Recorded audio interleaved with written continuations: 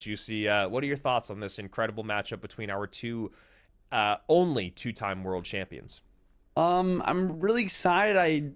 I've just been reading my chat. Like one of my top mods, Oizy, she did watch the whole group stage, and she said she was really impressed with how Mugi was playing, despite coming back from a little bit of a hiatus. And then Mo on the other end, obviously he got a first round bye. His only loss was to, I believe, Samuel Basoto. But other than that, he won all of his other games in the group stage. So I think we have ourselves a really, really fun match coming up. We have obviously the best player of all time versus Mugi. I was, in my opinion, the most talented player of all time in Clash Royale. And yeah, I think both of them are in fighting form. This is going to be close. I honestly cannot predict who's going to win this game. So please do not ask me that.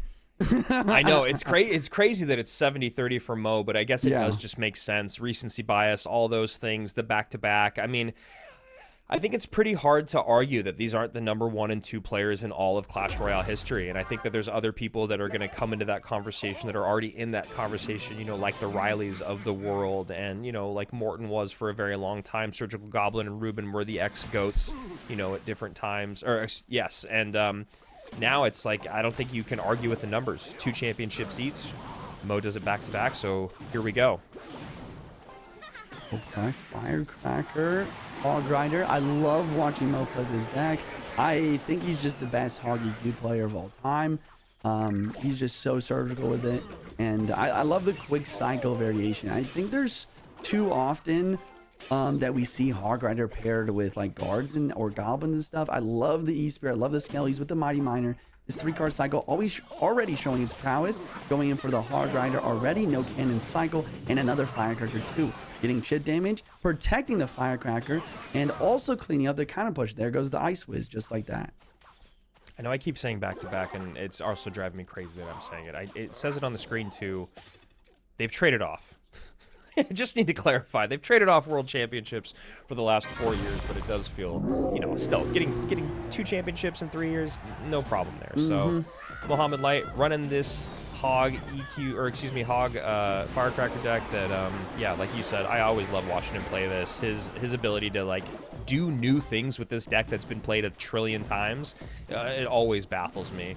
And Mugi on the other side of it, I really like him going to just something a little different than we've seen all day today.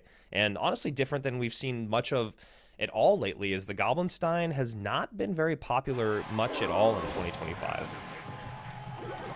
Yeah, Goblin, it's interesting. It's in a tough spot. It's still fairly viable. It'll be interesting to see how it pairs up against this Hog EQ deck. Here comes the Graveyard, last card for Mugi. But he's got the cannon, he's got the skeletons, and a log. I think that's one thing that I really never figured out, that watching the pros makes me jealous of like these perfect Graveyard defense, like knowing exactly where and when to play your cycle cards, exactly where and when to play the log to mitigate damage really well. It's almost like Mo knows when and where the Skellies are going to spawn. Yeah, and just exactly how much elixir you want to spend too. Right. I feel like so many of us try to hold back just a little bit, or then we find ourselves overspending. I mean, as we are praising Mohammed Light, he is taking quite a bit of damage here. That poison comes in, and now things are much closer than they were moments ago. 1579 to 1542. And Juicy, Mo has to keep doing this, right? He needs to keep going opposite lane with Hog, but then his defenses, it seems like, are starting to get punished just a little bit. As that's a nice Firecracker there, though. Wow. Yeah, I mean, you're so right. Like, he had more damage on the right side maybe a minute or two ago, but he realizes the matchup. He knows he needs to go left lane. He continues to abuse 3-card cycle, not only for more Hogs, but more Firecrackers. Somehow the Hog connects, somehow the Firecracker does, and one more Earthquake will finish out this match. Mo taking game number 1 in this World Championship matchup. I know, you saw the little smile there from Mugi with the Firecracker and the Hog hitting there at the end, and it felt like he knew the Hog's gonna come down the lane. The Earthquake's gonna come. That the Firecracker's gonna come down late, but all of those things still happen, and one of the best in the world in Mugi just cannot figure out how to sequence his defense to not take that damage. It's just one of those things about the way and the timing of the way that Mo Light plays cards. Yeah, I mean, obviously, a lot of the time, when we look at a matchup like this, we think, okay, Graveyard usually beats Hog, but this time he doesn't have the Tornado. And without the Tornado, not only is like defending the Hog Rider more difficult, but the Firecracker becomes so valuable.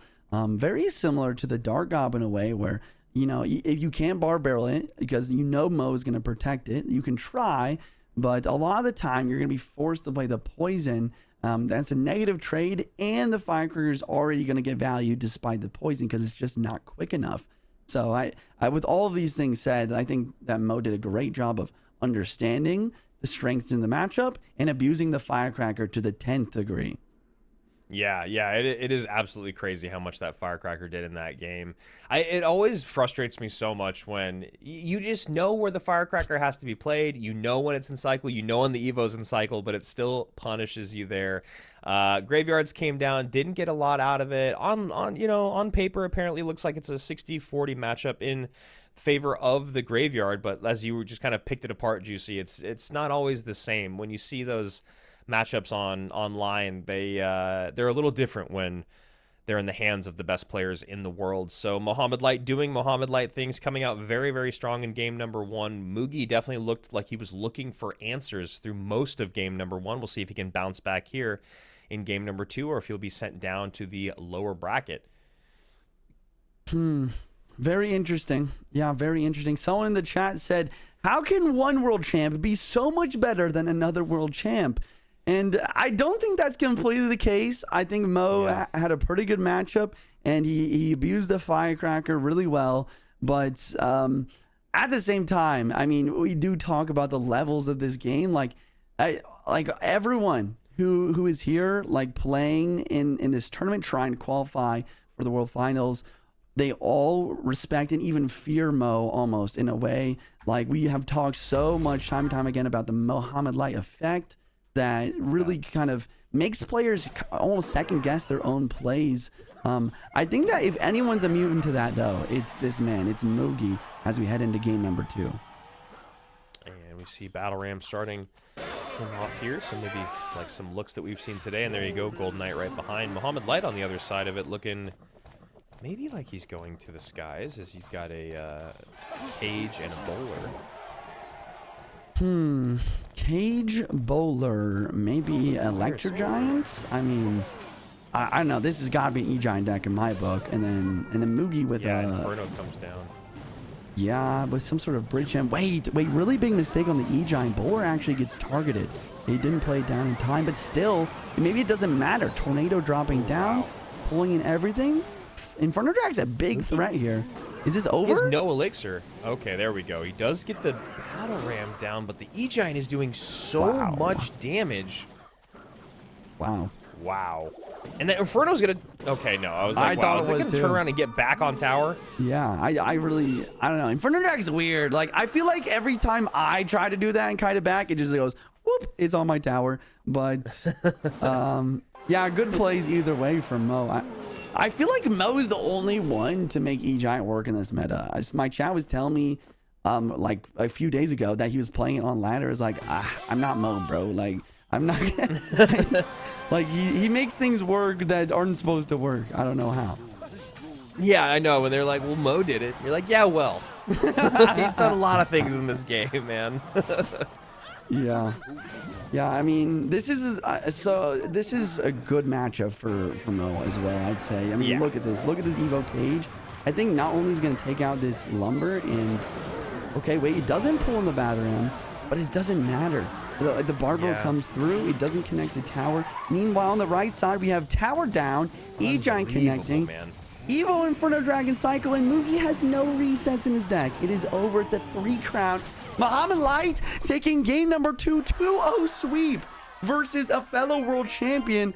He makes it look easy, Andrew. it makes it look too easy. I mean, that Ridiculous. we've been waiting all day. We've been waiting all week for this matchup. Looking at where you guys were at on the bracket, looking at how quickly you guys could face off against each other, and Mo Light doing Mo Light things, making quick work of Mugi. I mean, I think that was the fastest 2-0 we had of the day. Both of those games were just so absolutely dominant, especially game number 2. I mean, it was over before it even began, it felt like. And yeah, man, I mean, that's the Mohammed Light effect. It's never surprising, but it is always fun to watch the best do his thing against, one of the best in the world. Mohammed Light in game number 1 against Mugi, you talked about it, Juicy. The internet talked about it, and stats-wise, statistically, Mugi did have the matchup. It's still only a 60-40, which is still something that you're always happy to have at the highest level, but this is Mohammed Light we're talking about. The numbers are not going to be enough. And then in game number 2, slight mistake, as you said in the beginning, just not perfect timing with the E-Giant, but it did not matter. E-Giant comes in, gets straight to tower, and before you know it, the amount of damage from the E-Giant, the amount of attention you had to spend on that Inferno Dragon, it was all over before it began. Like I said, someone in the chat just goes, "What? I just went to the bathroom and he won?" Yeah, man. Sometimes that's just how Clash Royale goes. Yeah.